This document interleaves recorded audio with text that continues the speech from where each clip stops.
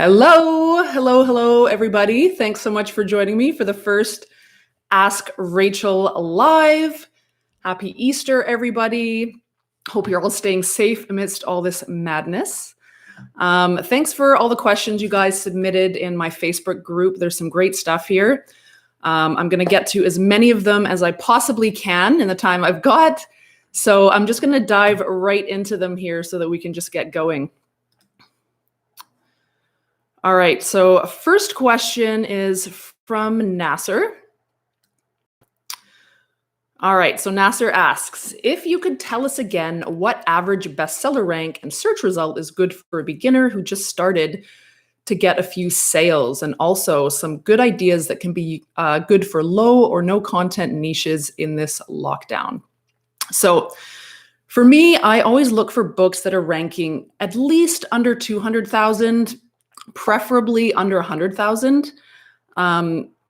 That's going to mean that the books are selling quite regularly. Anything over 200,000, they might be getting a few sales here and there, but I like to choose niches where books are selling a little bit more frequently than that.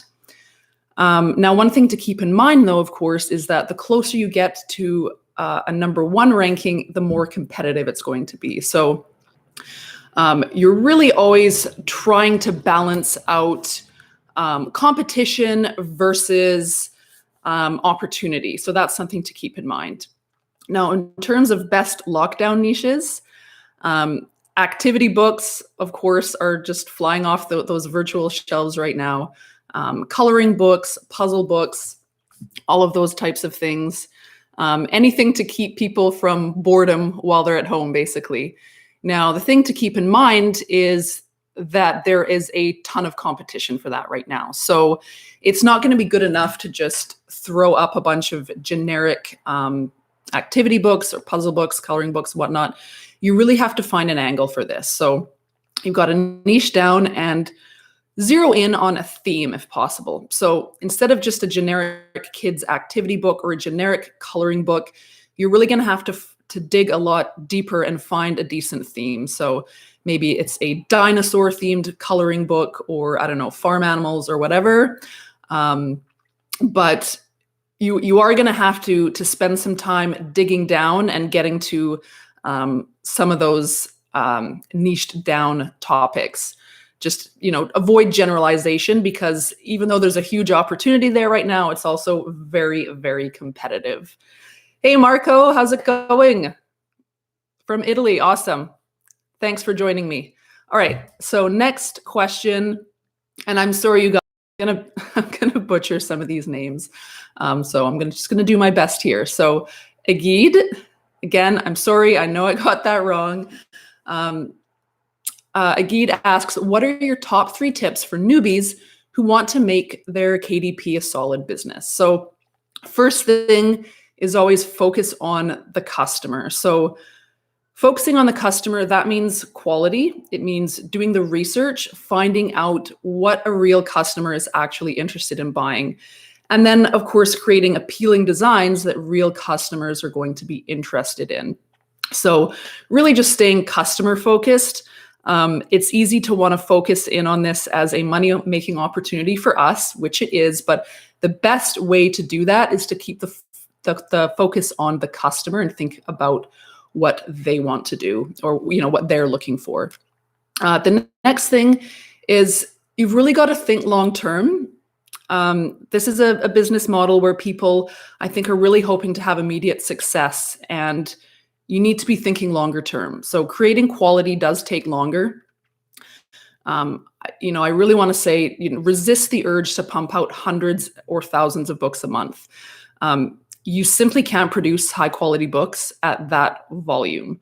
The best designers in the world, they're not able to produce high quality books at that volume. So you might have some success pumping out all those books, and you're pumping them all out in hopes that you're selling 1 or 2 here and there. And even though you might have some success with that method, it's never going to be passive income for you, because those books are never going to be making consistent sales. You're pumping out at high volume in order to have the 1 or 2 sales that kind of all add up. But the second you stop pumping them out at that volume, none of those books have sort of gained any traction.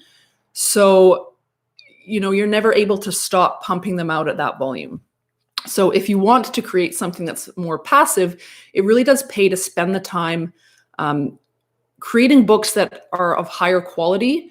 It may take a little bit longer, but if you can create those higher quality books that can gain a little bit more traction and gain some consistent sales over time, you can then actually step away for a little bit of time, which is what I did.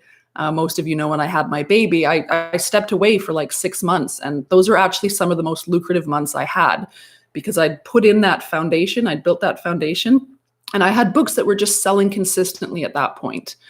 There were fewer of them, but they were making consistent sales and they were able to stand the test of time. So I think that is something to strive for. And then the third thing, which really does just wrap into the second point, is have patience. It's not an overnight success type of thing.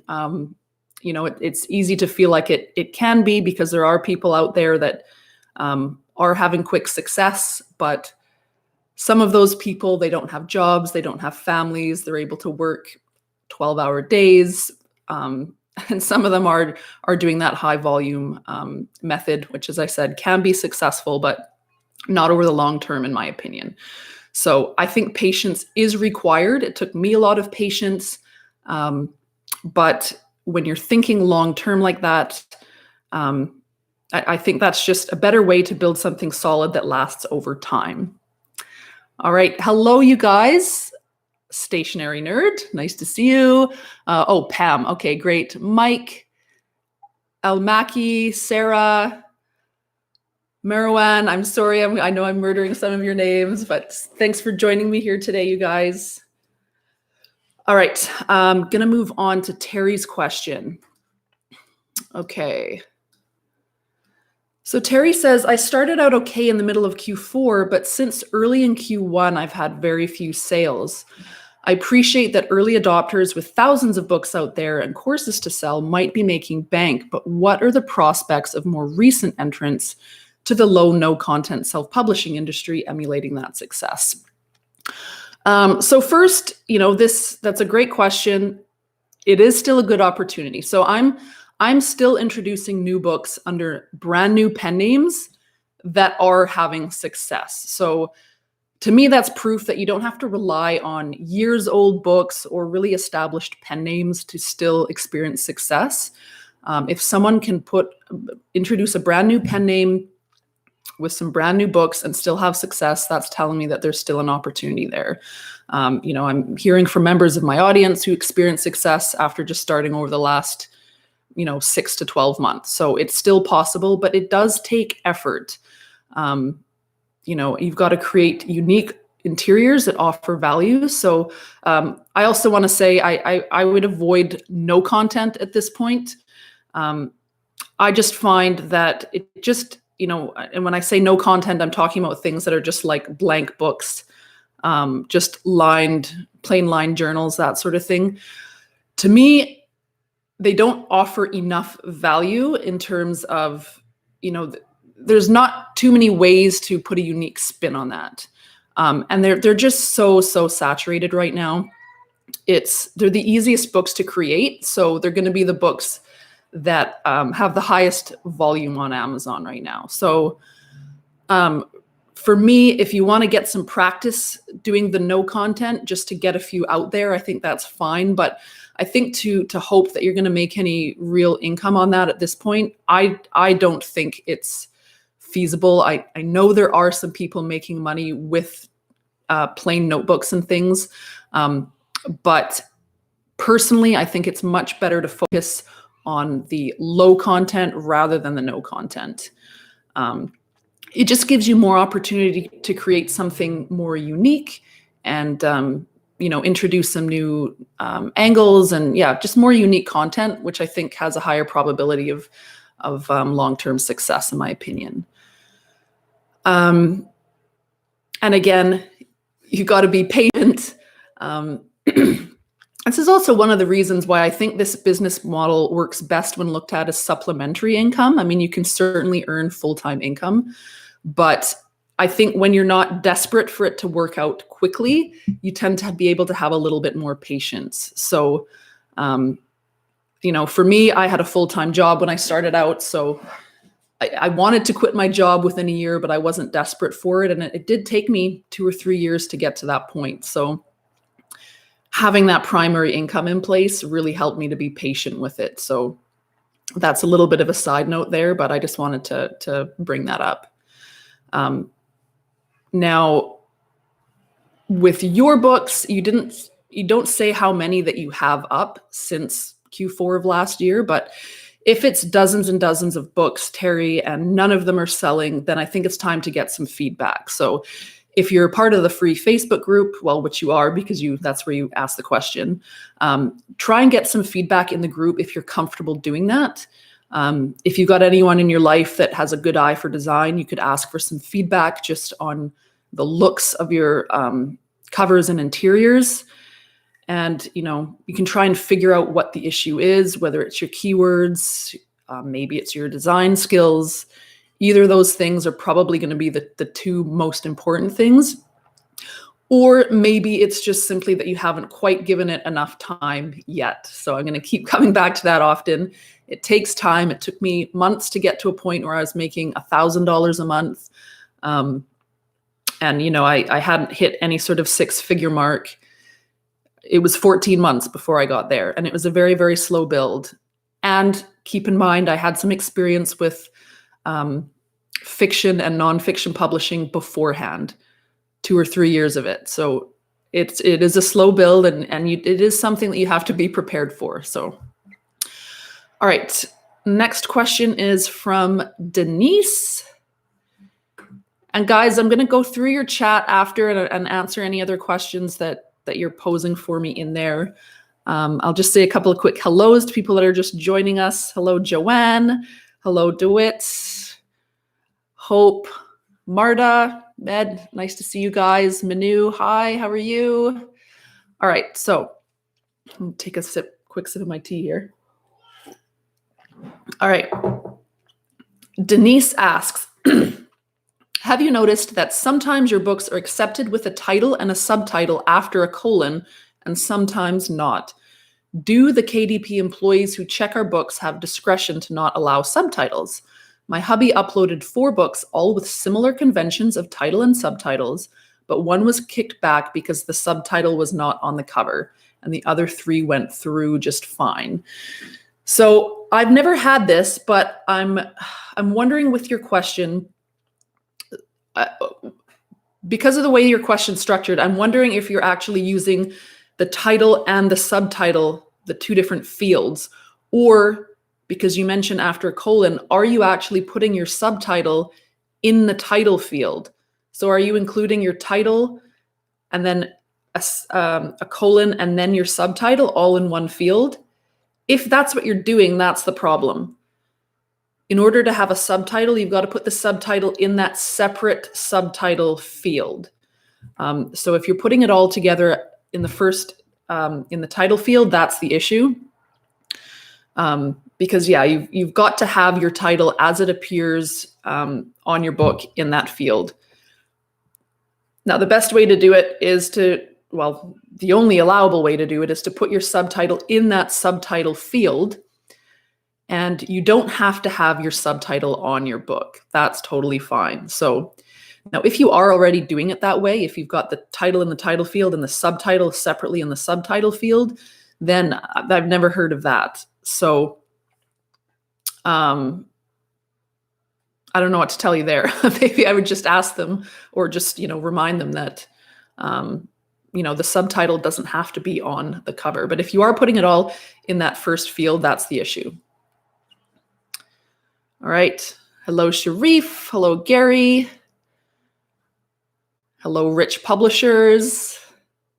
Okay. Like I said, I'm going to come back and answer any other questions that are popping up. I just want to make sure I get through the ones that were submitted here. Okay. So Tony says, it appears extremely difficult to compete without having major design abilities, hiring a designer, and also running ads. Is it possible to have real success, especially when starting out, if you do not run ads to your books or have the means to hire a designer or an illustrator? So design is important.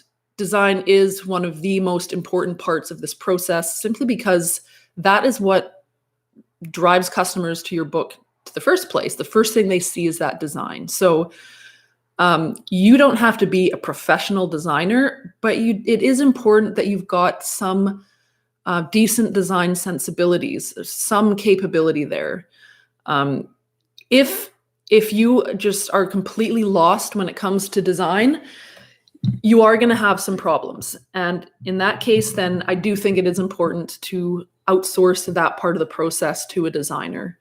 I think it used to be a lot easier to get away with less skills in design, maybe like 4 years ago when there was a lot less of these books.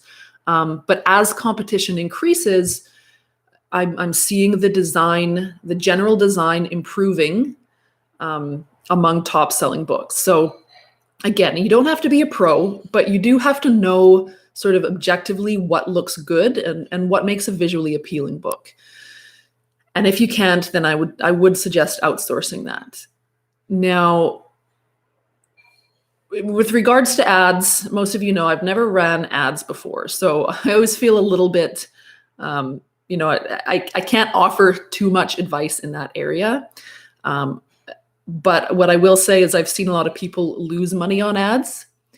And I think that's usually because a lot of people are putting ads on books, expecting the ads to do the work that could have been done with the research and the design, if that makes sense. So if you're focusing on good research and design, I think that should be enough to give your books that little initial push.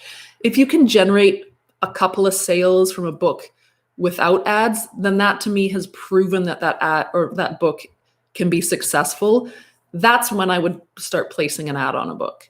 But I think for most people, it's not going to work to just put up an ad and then hope, or put up a book and then hope that ads will start kickstarting sales. Personally, I just think it's good to prove the book first by getting a couple of sales. And then when I know that it's a book that people are actively purchasing, then I would try to amplify the sales with the ads. So again, I don't have any experience running Amazon ads. I used to do some Facebook ads with my fiction books, though that was kind of a whole other ball game. It's really hard. You can't really track those Facebook ads. It's a different story altogether. But what I found for me was that just ads were an amplification to success that I was already having some initial success with. Now, if you want some more information on ads, Dave Chesson does a free Amazon ads course, which I can link to in the description. That's pretty good. I started working through that a few weeks ago. I'm not quite through it yet, but you can take a look at that if you're interested. Okay.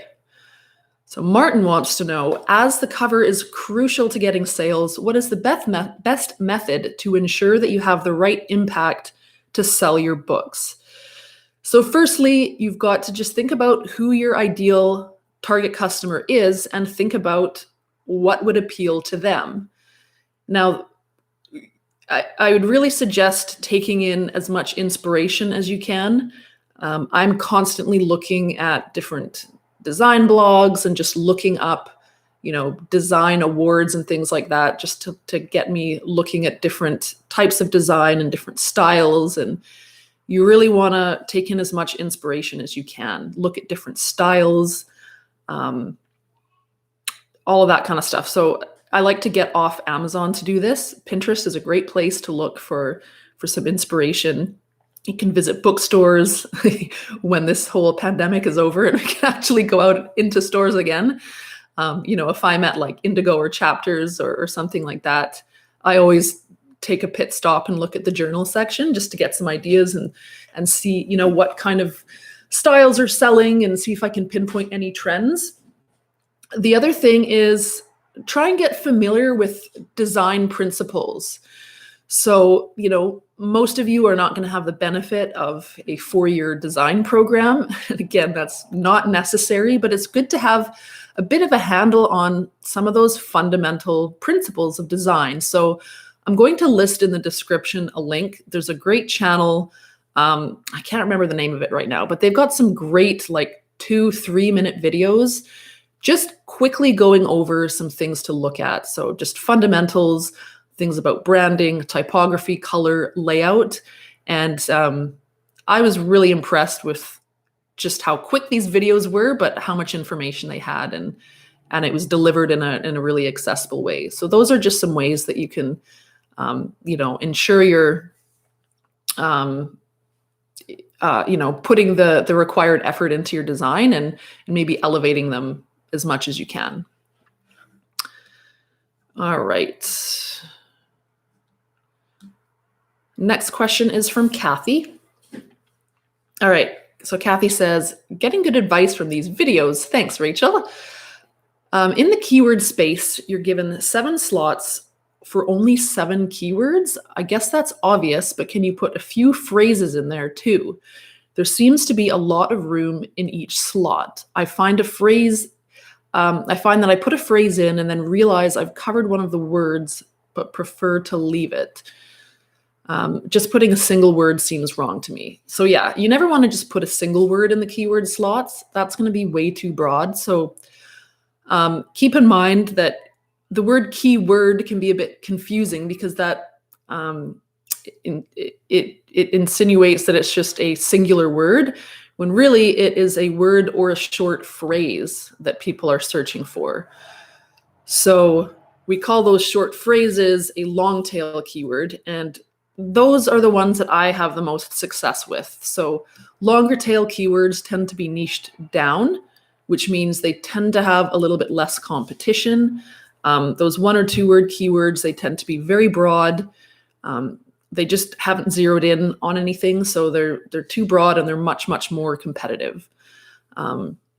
So the longer tail keywords work best.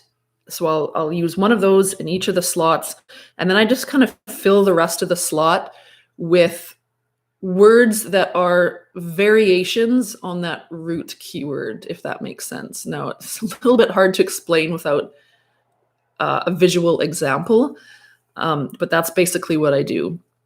What I don't do is just stuff a bunch of random keywords into each slot. It can be effective to a certain point, but Amazon really does seem to favor the longer tail keywords that are typed in as if they were typed in by the customer. So that's just the experience that I've had with keywords.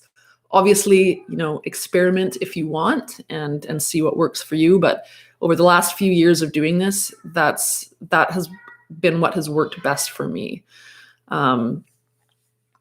Yeah. Okay. So next question is from Manu. Okay. So Manu asks, I see tons of coloring books like Harry Potter coloring book, Peppa Pig's coloring books, etc. Peppa Pig is my daughter's absolute favorite. These are books that are many years old. Aren't they inflicting branded copyright? If so, why are they still alive, and can we do the same? So it's hard for me to say without seeing these books, but if they've been up for years, then they might actually be books that have legally gained a license to Peppa Pig or Harry Potter or whatever it is. These brands, they've got licenses, and those licenses can be purchased, and some people do that. Now, if you don't have a license, then that is illegal. It's trademark infringement. And those people are risking legal action. So there may be people doing it. They may be able to get away with it for a while, but in general, Harry Potter, all these characters, they're owned by with very, very big legal departments. And they have people that are actively searching for this type of trademark infringement, and they will shut it down. And, best case scenario is you get asked to remove the book. Worst case scenario is legal action is taken. So as tempting as it might be, you've got to avoid this completely. It is illegal. You just don't want to go there. don't worry about what other people are doing, or if they're getting away with it, just don't even worry about it. Some of them may actually be using them legally because they've got licenses. But other than that, just steer clear. Okay. Let's see here. Okay, Austin. Austin asks, do you advise translation of journals and other low-content books to other markets that don't speak English? So this isn't something that I've personally tried, but I would love to. I mean, if I spoke another language, I would certainly do it. It's something that I've thought about paying someone else to do. So I just really encourage experimentation. I think it's totally worth it to give it a try, especially if you speak one of those languages natively, then there's absolutely no harm in trying. I think there is an opportunity that's getting bigger and bigger here. The smaller Amazon markets, they are growing all the time. So while some of them are very minuscule right now, they're only going to keep growing as more and more countries adopt this, I don't know, you want to call it a habit of ordering online. As that becomes more and more available the world over, that's only going to grow. So while it might seem like small potatoes right now, this could actually be a really good opportunity to get in on, just to use one of those stupid sayings, like get in on the ground floor, so to speak. For me, 80% of my royalties now come from the UK market. So that's been almost a complete flip from when I started 3 years ago with low content publishing. It was probably about 80-20 for the US market. And then I think by the following year is about 50, and now it's about 80% UK. And so I'm actually really focusing on the UK market now. So I think especially if you've got cultural ties or language ties to another market, which would give you a little bit of an advantage. For example, for the UK market, because I'm from the UK, I know certain keywords that would work there that wouldn't work in the US store. So I've got that to my advantage. Things like UK slang and stuff like that.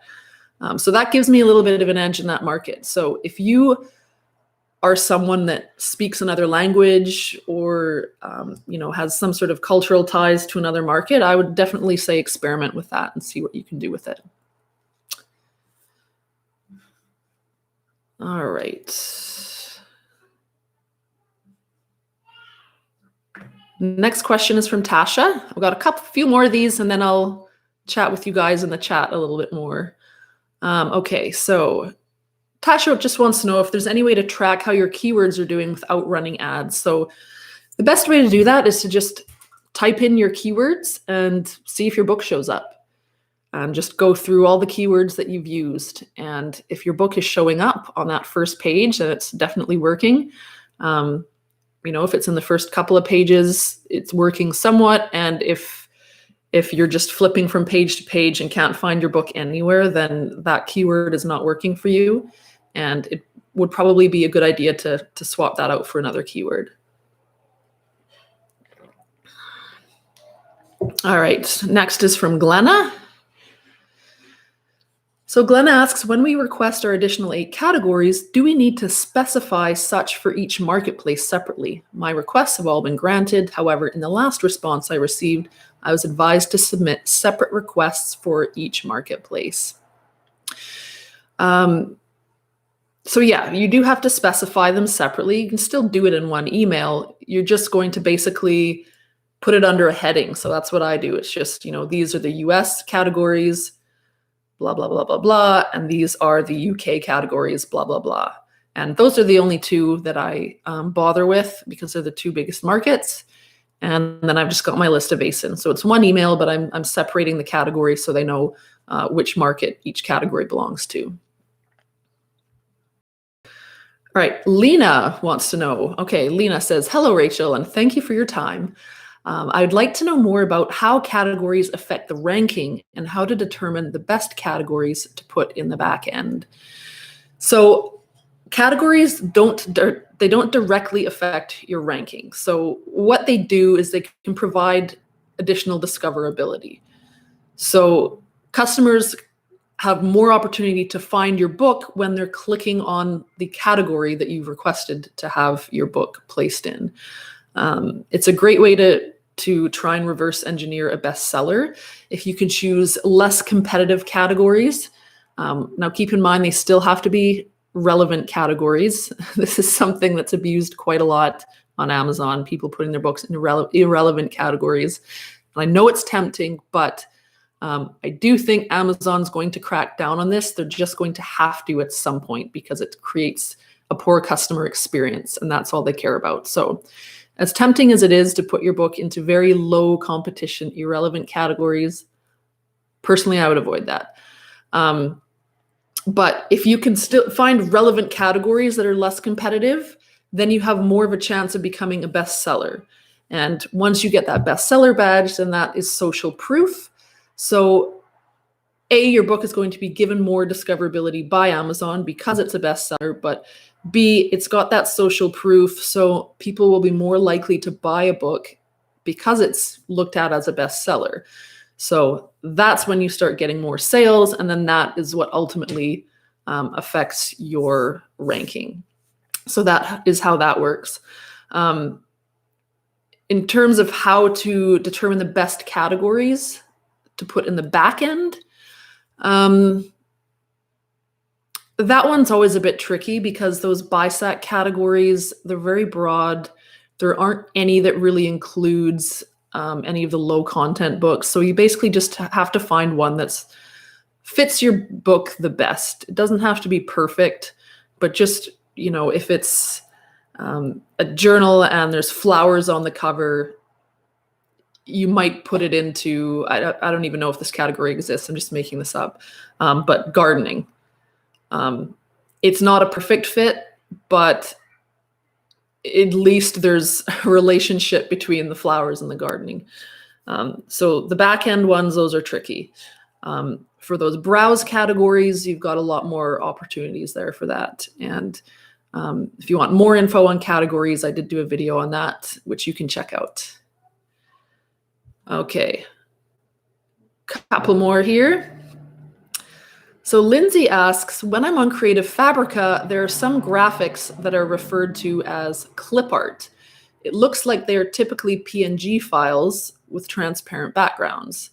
I believe that you're generally not a fan of PNGs from a quality point of view, but it's definitely handy to have transparent backgrounds and the DPI is good. So would these be worth purchasing or should I stay away from them? So it's not that I'm against PNGs. The reason I tend to avoid them is because, well, firstly, PNGs are intended for the screen, and that doesn't mean they won't print. What that means is they have a lower PPI than a JPEG. So there's PPI, which is pixels per inch. JPEG is DPI, dots per inch. So they're basically the same thing. It's just one's screen and one's print. So the reason why I usually tell people to avoid PNGs is because they're made for screen, that requires a lower resolution. So a lot of PNGs you get on the internet are just 72 DPI or PPI. So they're not going to print at a high resolution. Now, if you're finding a PNG that's 300 PPI or DPI, then that's fine. That means it'll print and it's not going to be an issue for you. It's going to look just as good as a JPEG. So if you're finding them at 300 DPI, then that's totally fine. Just make sure that they're 300 DPI at the size that you want to use them.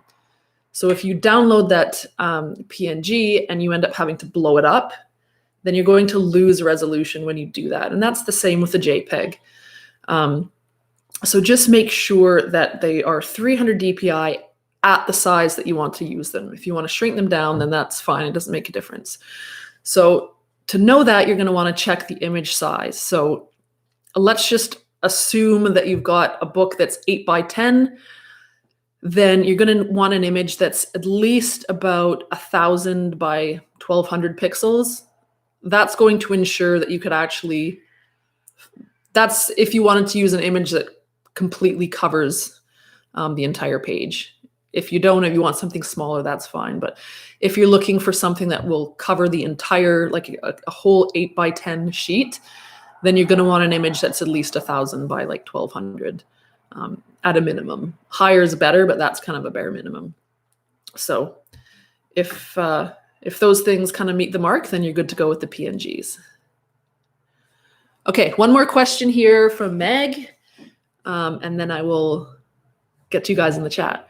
Okay, Meg asks, most of my books that are selling are in the UK market. The same book is showing 19,000 in books, bestsellers rank in the UK, and 400,000 in the US. Is it just because the UK is a smaller market with less competition? And would it be a good idea now that it's selling a bit to start AMS ads in the UK? So yeah, that's exactly right. Your books are going to have a lower bestseller rank in other markets, just because, as you said, there's fewer books in those markets and less competition. Like I said earlier, most of my books sell in the UK. 80% of my royalties are coming from the UK now as well. So in terms of would it be a good idea to start AMS ads? Yeah, if you want to experiment with that and your books are already selling, then that's a perfect opportunity to start experimenting with ads if you want to see if you can amplify the sales. I would start really small, just with, one ad on one book. And again, I don't have too much experience with Amazon ads, but you can check out Dave Cheston's free Amazon ads course if you want to check that out. And just make sure you're tracking it. From what I gather, it looks like it can be a time-consuming process. You do have to track it daily. Make sure you're looking at what you're spending versus what your final royalty is, not just the revenue that you're making, because you have to obviously take off the amount that you're spending on ads and see what you've got left over. So I think that can be a little bit of a confusing part for some people. With the ads, it might look like they're actually doing really well because their book sales have been boosted, but they haven't actually subtracted their ad spend from what, to figure out what they're left over with royalty wise. So for some people that I've spoken with, even though it does boost sales with their book, they don't actually end up making any more profit than they would have otherwise with the reduced boost in sales. So you've got to really make sure that you're getting a good ROI on that. Okay, so that is it for the submitted questions. I've got a few more minutes and then I've got to get going, but thanks so much for joining me. I'm going to kind of scroll through here. All right.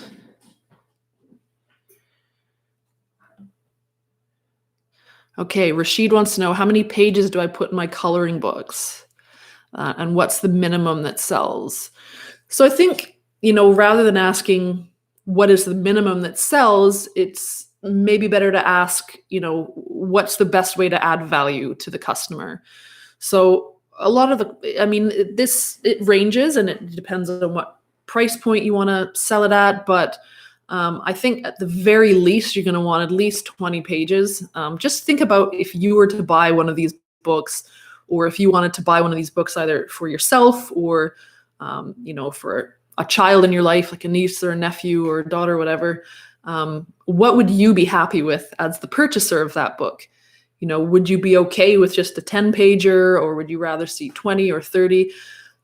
It's a good idea to see what's already out there and you can make yours better. So if everyone else's are 30 pages, maybe you want to do 40 pages.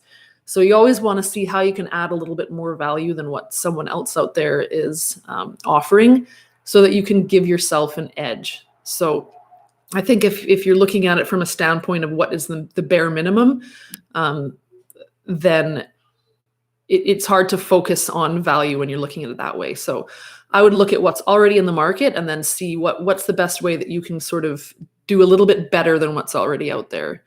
But again, I wouldn't go any shorter than, say, 20 pages, but I think in order to compete, you're probably going to need more than that. Okay.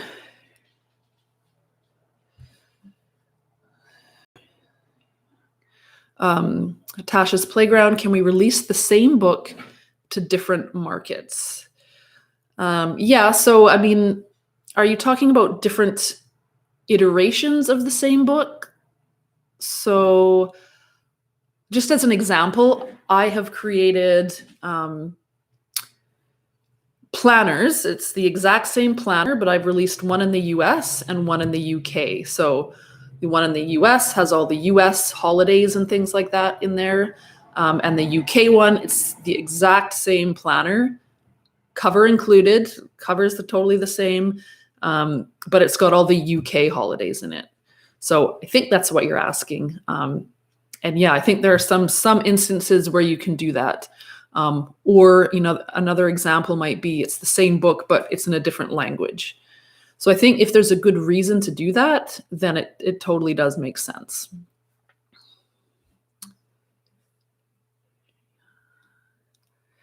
All right, let's see here.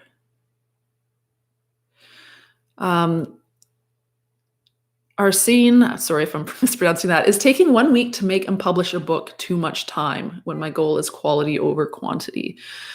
I still take a week for some books. It depends. I mean, you get quicker over time.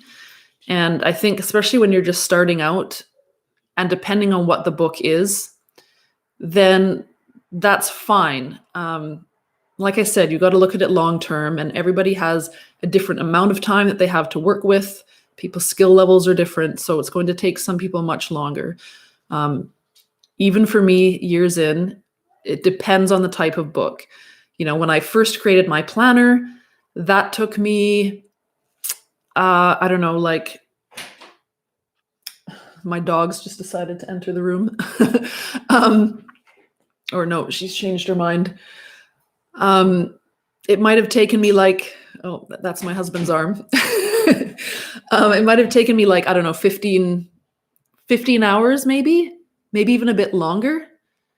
So, I mean, that's not like a 40-hour work week, but I mean, it took me the course of a week to make that. Once I had that interior down, then I've been able to reuse that for the last several years. So I don't need to spend that time anymore. But then if I'm on to a different niche, like, for example, a couple of years ago, I did a couple of children's tracing books.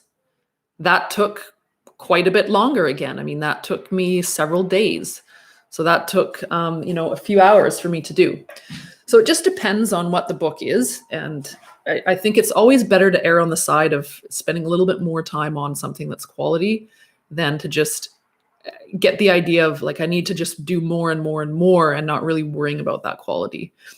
It's always going to pay off to put the time into the quality. Okay, so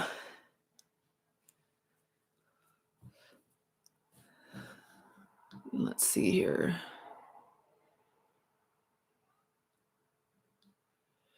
So Andrea, hello, Rachel. Thanks for this video. Do you think that copy and paste vector pictures from Illustrator to InDesign will blur them or decrease the quality? No, I mean, this is the lazy way to do it, but I admit that I do this too. I mean, you can place the file, obviously, which is handier if you plan on potentially editing that vector file in the future. It's a lot easier to do if you do it the proper way and place it.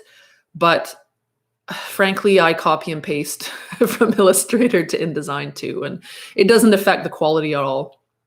It just makes it more difficult to edit if you want to make those edits further down the line. Okay, Domus asked, have you tried selling coloring books using Shopify and Facebook ads? No, I actually don't have many coloring books. This isn't a niche that I've pursued much at all. I've got a couple that are like my tracing books. Those are coloring books as well. But so the coloring books that I have are fall more into the activity book niche, I would say. They're not straight up coloring books. And I haven't tried selling any of my books at all on Shopify and using Facebook ads. But that would be interesting. If any of you are experimenting with that, it'd be interesting to hear about any success that you're having. Arsene, what is your opinion on printing my low content books in color? Is it worth it? So, I mean, the main reason that most of us print in black and white is just because you get a better royalty out of it. Your printing costs go up substantially for color books. So, um, it completely depends. I would say for most people, it makes sense to print in black and white just from a royalty standpoint. But, if you want to experiment, try it out, try it out with one book and see. If you've got an angle that you think could really work out, just give it a try. But yeah, I think in general, I've never printed any of mine in color. I've always done everything in black and white so I can get that higher royalty. But experiment if you want to.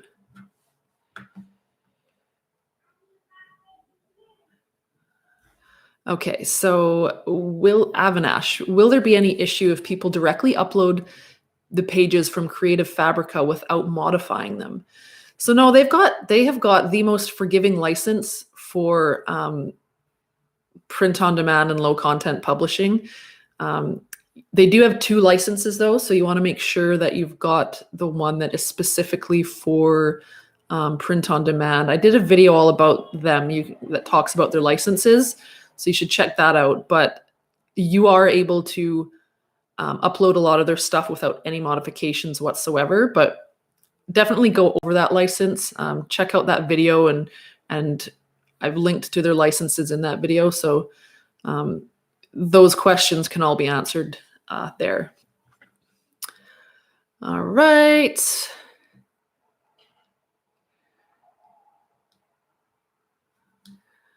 Let's see. I'm going to answer a couple more, and then I've got to get going. I'm just so appreciative of you guys for joining me today. This is the first time I've done this on YouTube.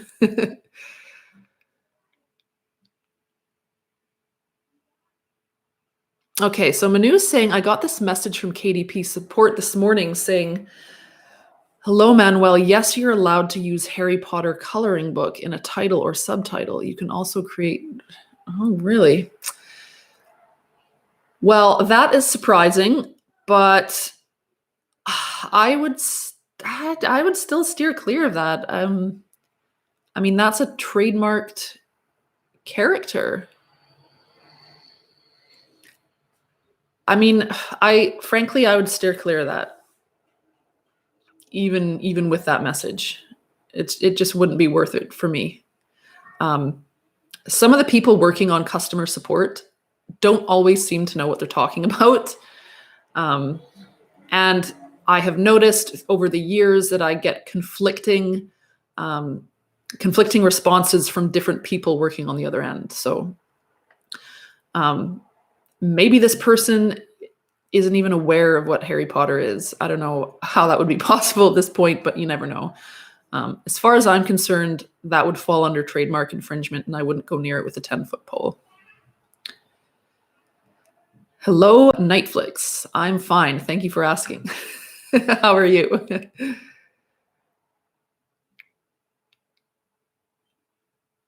Okay, so Sharif is saying, hi, I see it takes time to create activity books, so I don't see any profit yet. So I'm thinking to change the type of my book. Your advice, please.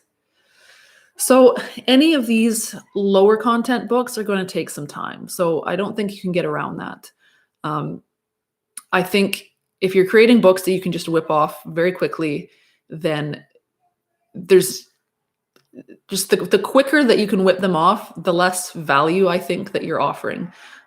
Creating value does take time, and it's something that I think you do have to accept as being baked into this process. So I know that's not what some people want to hear, but it's the truth. These things do take time, and it can be difficult to work on something for several hours not knowing what your return is going to be. I totally get that. I think that's something that you get more comfortable with over time. In the beginning, it can be really hard. You don't want to feel like you're wasting time and energy on something that's not going to work. And I completely get that. I've had many, many, many, many moments over the last few years wondering, like, is this actually going to pay off? Is all my hard work and all my blood, sweat, and tears, is it really going to get me anywhere? And really, I mean, for me, it was just I just kept going, and it finally did go somewhere. Um, but I understand that that can be really hard. But I think it is something that you've got to kind of get comfortable with. Um, these books do take time to make, and you're not always guaranteed to make sales. I've had literally hundreds of books that haven't sold anything. Um, but I was able to get better over time, and my research got better, and I was able to find niches that worked for me, and it was just a matter of keeping going. So if it's something you think you can keep going with, I would suggest doing that, and just accept that as part of the process, is that you do have to spend some time and effort on something that you're not going to be 100% sure that it's going to pay off. It does tend to pay off over time, but it is a hurdle that most of us are going to have to get through. So I hope that helps. Okay, so let's see. All right.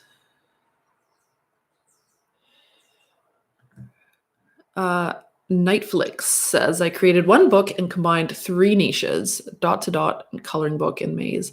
I think that's a great idea. I like to do that too. I like to combine different niches because then you're kind of getting some cross-pollination of discoverability. You get a broader mix of keywords that way, and you get a bigger chance for your book to be discovered across multiple keywords. So I'm a huge fan of combining niches like that, exactly like what you've talked about. And what I mentioned a few minutes ago with my, coloring book / tracing book. Those could be 2 completely separate things, but combining them together, first off, it offers more value because, you're getting, the customer is getting more out of that book, but also it opens you up to a broader range of keywords. So your discoverability doubles basically. So I'm a big fan of doing those combinations wherever you can.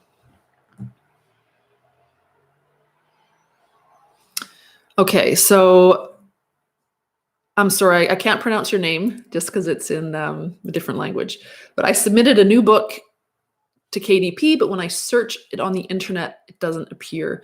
So this seems to be happening a lot over the past few days, and somebody mentioned that it might be because certain books are not available in certain markets right now due to the prioritization of shipping, with this whole pandemic that's going on right now. I'm not sure if that's true, but it does kind of make sense. So this is something that I've noticed a lot of people in the group have been saying recently. The best thing to do is just email them and ask them why not. Have you checked in multiple markets? So look for your book in different markets and see if you can find it anywhere. You might see that you're finding it in some markets and not others. But I think the best thing is to just email them and ask them why not. I don't have a concrete answer.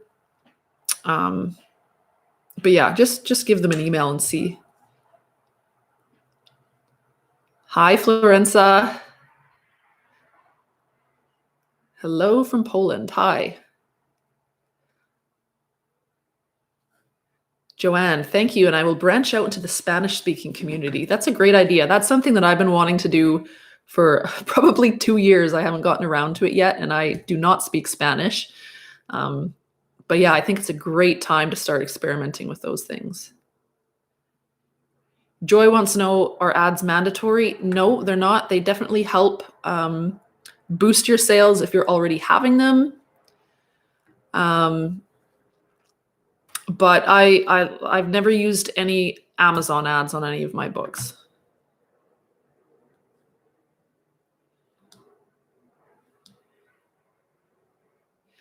Tasha's Playground said, it took me a week to finish one book, but now I have a unique template I can modify, definitely focusing on quality. Thank you so much for making these videos. Yeah, I think that's great. Making that initial template can take a while, but then like you said, you've got something that's totally unique, and now you can just make smaller modifications to it to suit different markets, maybe even different niches. So yeah, I think that's totally the way to go about it. That's what I always do. I spend quite a bit of time front loading that work in the beginning, creating my template, and then that's something that I can use, and it's mine. No one else is using it. it's something that I've made, and that it's higher quality, and you can offer more value that way because nobody else on the market has anything that's quite like what you've got.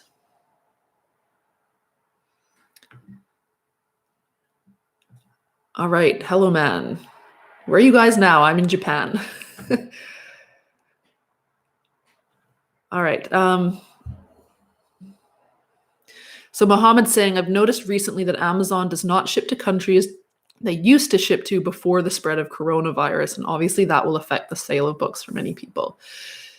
Yeah, absolutely. I think the people that I've talked to, sales are down in a lot of niches, but they're up in other niches. So, I've got one friend, she's making almost no money off most of her books right now, but her activity books are absolutely insane. She has one book, she was talking to me, this was like 4 days ago, that was selling 500 copies a day. So it's definitely worth getting into that activity book market. It's just, it is competitive. So you've got to find a unique spin on things to stand out. And then Mohammed follows up saying, I'd like to know if there's any way we can overcome this issue. So I think for the meantime, you've got to maybe focus on the main markets where the books are still shipping from, things that are selling right now. So like I said, those activity books, coloring books, anything that is conducive to, or, that's, that people that are bored at home, especially people that have kids at home. People are working from home right now and their kids are home too. So they want things that can keep their children occupied while they're trying to do work. I'm in that situation myself. I just bought a bunch of activity books for my daughter.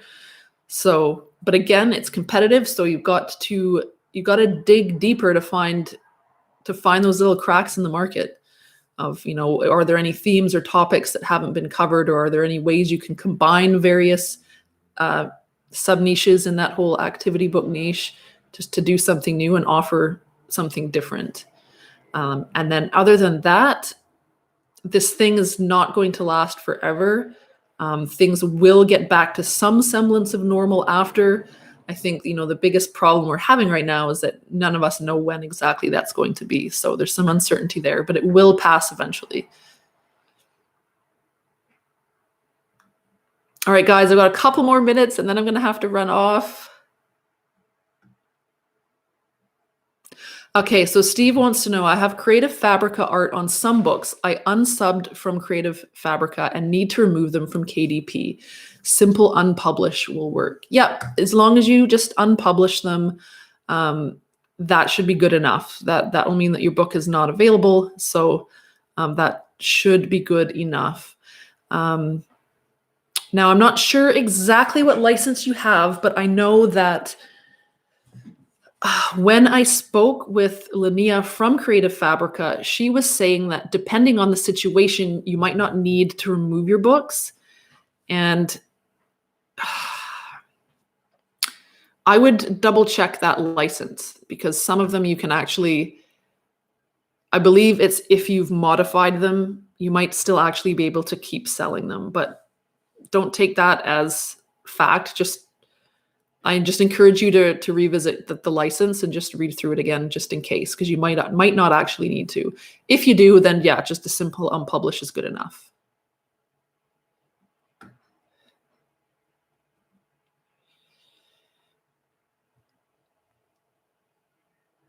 Okay, Ibrahim is asking, I'm trying to get into the stories for kids niche. Would like to know, please, how can I define the age frame? If the story suits for 2 to 4 years or else? It's a good question. I mean, it's certainly, people with children certainly have an advantage with that, because they can kind of look at their own child and see, like, would this be suitable for them? I think the best thing to do if you don't have that advantage is to just look at other books. Look at other books on Amazon and see where yours would kind of fit in, and look at what age range they're suggesting. That's probably what I would do. Even take it off of Amazon, look at some other online bookstores and and try to find similar books to yours and just see, what they are suggesting for an age range. And then you can kind of fit it in that way. That's what I would do.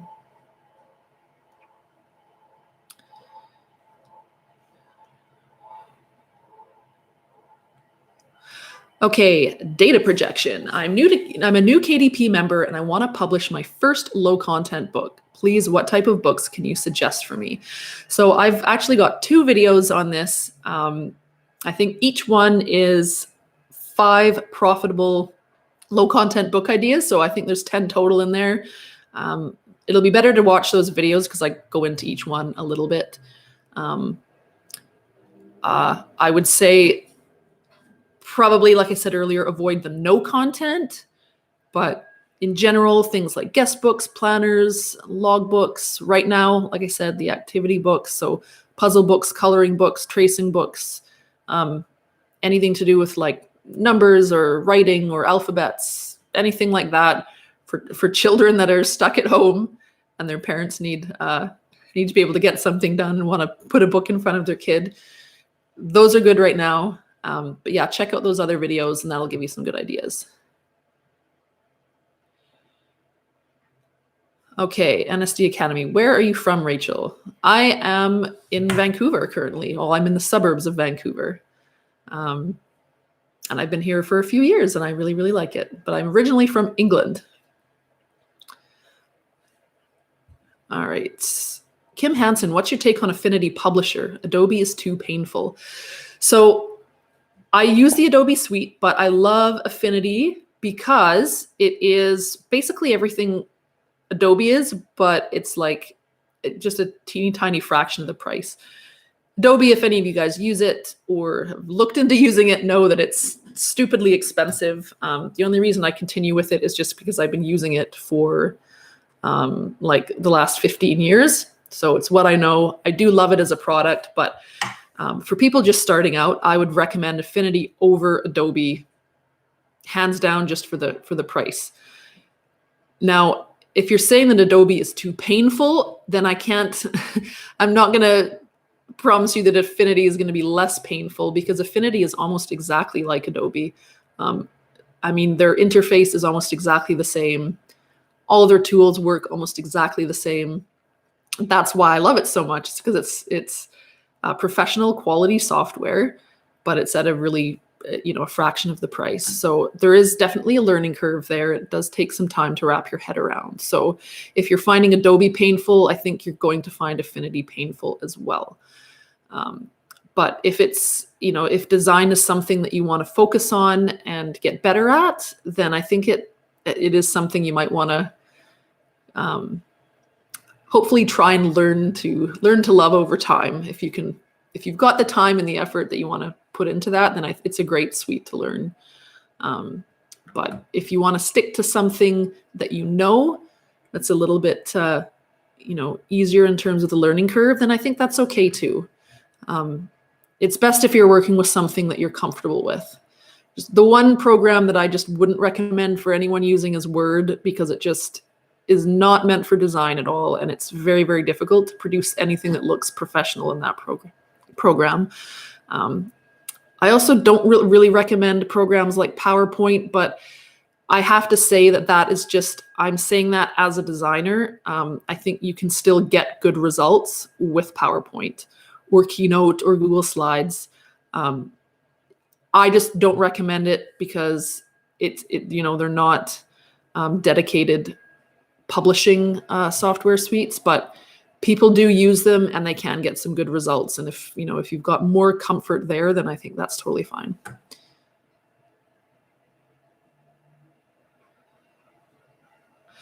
Okay, so sorry, I'm not going to pronounce this very well.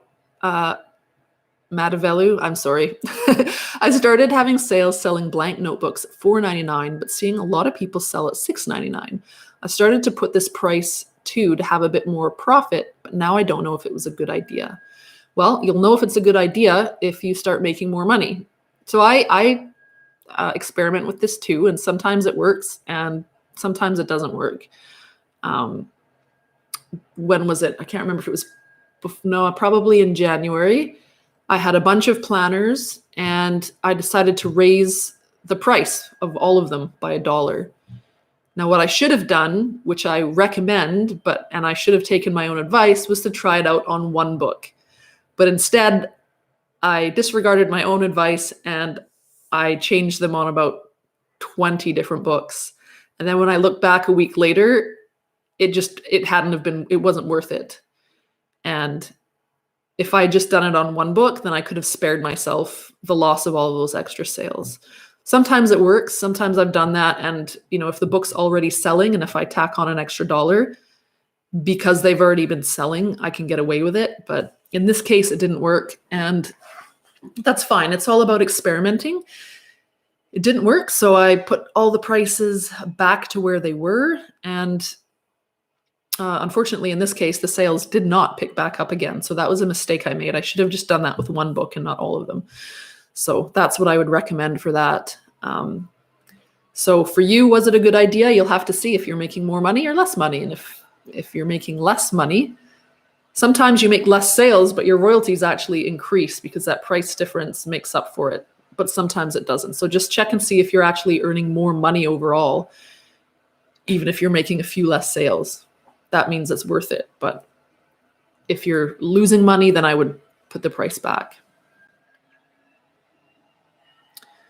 Okay.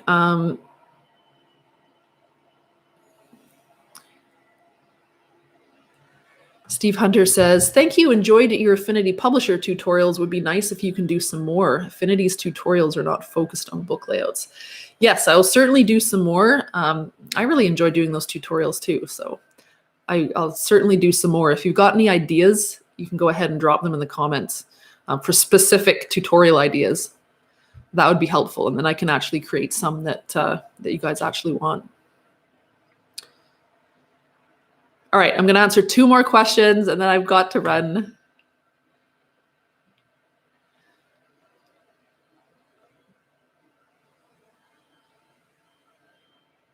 Okay.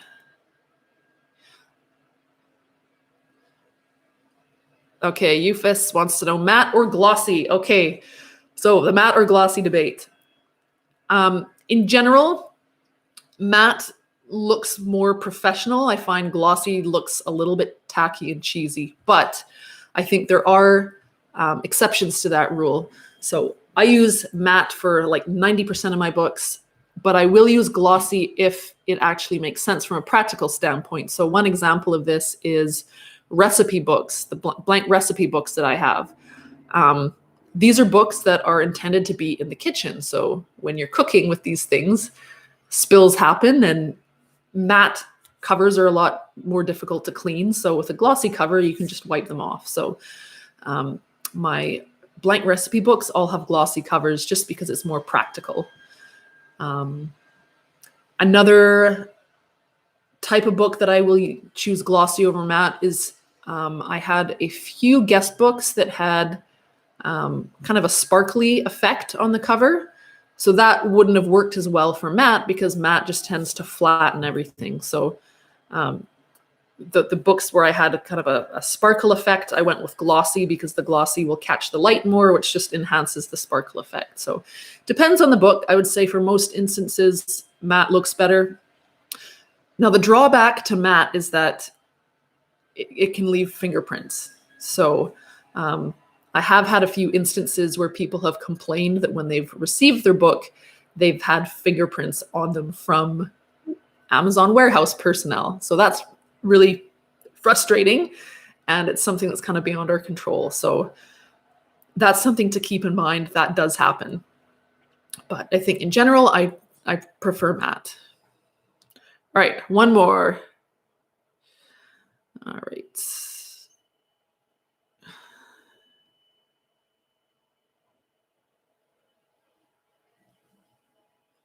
Review Alcove says, I've spent a lot of time in Vancouver. Victoria is my favorite Canadian city. Yeah, Victoria is awesome. It's really great. And you're from Washington, so you're pretty close. I can see Mount Baker almost from my house. Mohit, what's the most you spend on ads per month on a product? I've never used ads, so 0.